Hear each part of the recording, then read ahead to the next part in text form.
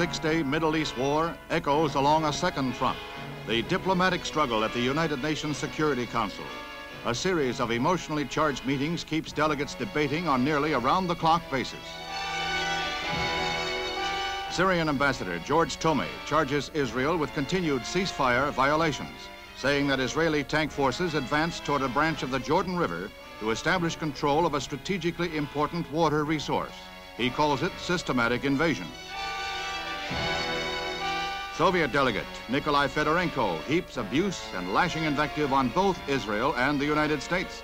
In a blistering filibuster, Russia breaks diplomatic relations with Israel and threatens sanctions.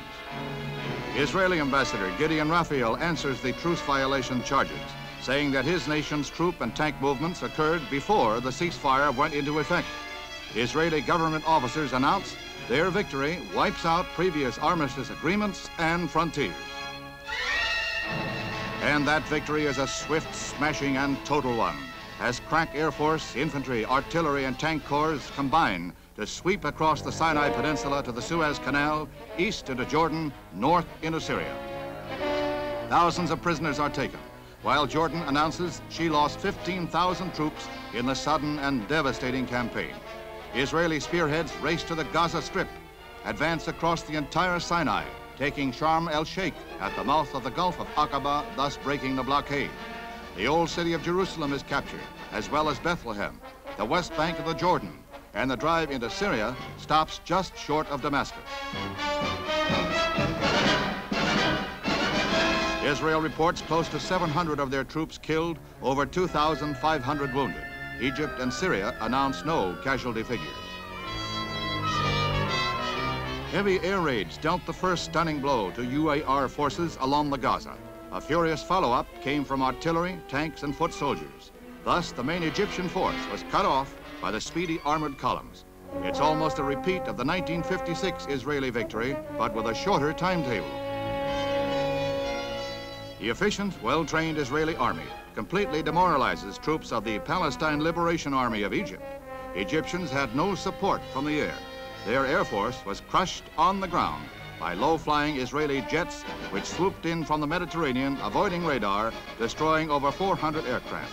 The disastrous defeat prompts President Nasser's resignation, which is not accepted by his people. U.A.R. Commander General Abdul Hussein meets with Israeli military leaders to surrender unconditionally, ending the fighting in the Gaza Strip. Nearly 600 Egyptian tanks were destroyed.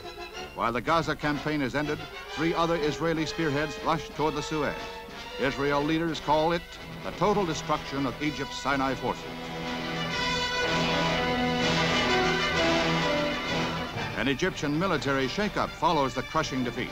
11 senior commanders resign or retire. New leaders vow to restore the old boundaries. The battle for Bethlehem is brief, bloody, and decisive. Some 40 Jordanian defenders were killed, the remainder fled. Israeli troops moved in behind tanks, while care was exercised toward all religious shrines.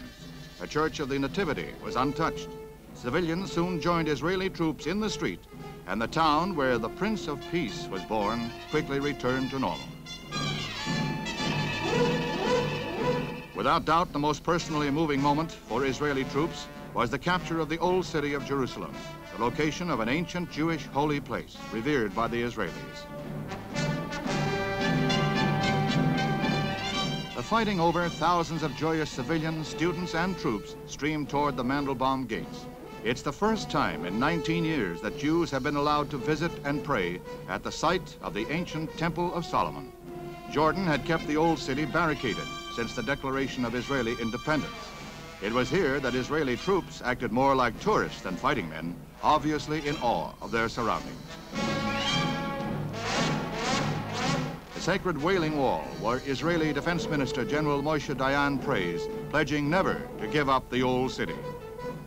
While Russia and other Iron Curtain countries label Israel's victory as aggression, insisting she pull back to original boundaries, Israeli Premiere Eskhol, equally adamant, insists Israel alone will determine her future.